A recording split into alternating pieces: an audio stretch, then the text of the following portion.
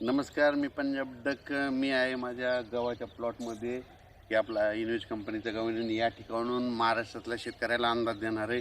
तर हे गहू सुरुवातीला सांगतो एकरी 60 किलो पेरलेला आहे.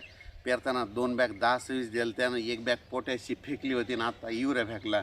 आता माझं अपेक्षित उत्पन्न एकरी 30 क्विंटलच्या पुढे यायलाच पाहिजे तर समाधान आहे, कारण की तुम्ही पाहू शकता असा फोटो आहे. आणि या ठिकाणून महाराष्ट्रातल्या शेतकऱ्याला अंदाज देणार आहे.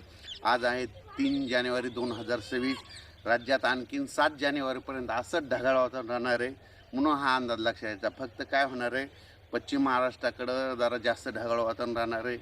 त्याच्यानंतर लातूर जिल्हा, धाराशिव जिल्हा, परभणी जिल्हा, बीड जिल्हा, जालना जिल्हा, त्याच्यानंतर सातारा, सांगली, सोलापूर, कोल्हापूर, पुणे, अहिल्यानगर या भागामध्ये जास्त ढगाळ वातावरण आहे. कुठंतरी असे थोडेफार थेंब येतील.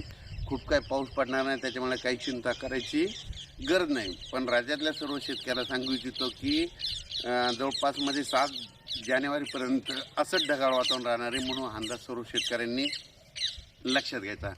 कारण की राज्यामध्ये खूप काय आता पावसाचं वातावरण नाही, त्याच्यामुळे काही चिंता करायची गरज नाही. त्याच्यानंतर 10 तारखेपासून 10 जानेवारी 2026पासून राज्यात परत पुन्हा थंडी सुरुवात होणार आहे. थंडी सुरुवात झाली की पुन्हा गव्हाचं हरभऱ्याचं पीक पुन्हा परत चांगलं येतं, म्हणून हा अंदाज सर्व शेतकऱ्यांनी लक्षात घ्यायचा. फक्त हे 4-5 दिवसच हे असं वातावरण राहणार आहे, म्हणून हा अंदाज महाराष्ट्रातल्या सर्व शेतकऱ्यांनी लक्षात घ्यायचा.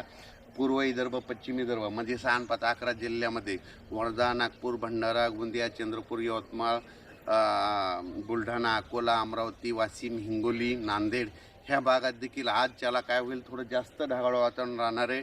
पण ह्या ढगाळ वातावरणामुळे माझी एक शेतकऱ्याला विनंती, याच्यामध्ये काय होणार आहे, पाऊस वगैरे काही पडणार नाही, पण याच्यामध्ये फक्त धुकं येणार आहे. धुकं जास्त असल्यामुळं काय होतं, फुलाच्या जी पिकं आहेत त्यांना नुकसान होतं.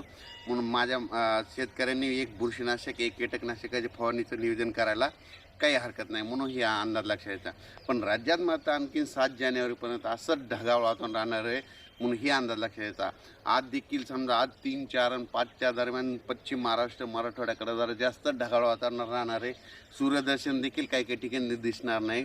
असं वाटेल की पाऊसच येतो की काय, अशी परिस्थिती राहणार आहे. क्वचित ठिकाणी कुठंतरी थेंब देखील पडतील, म्हणून हे देखील सर्व शेतकऱ्यांनी लक्षात घ्यायचं.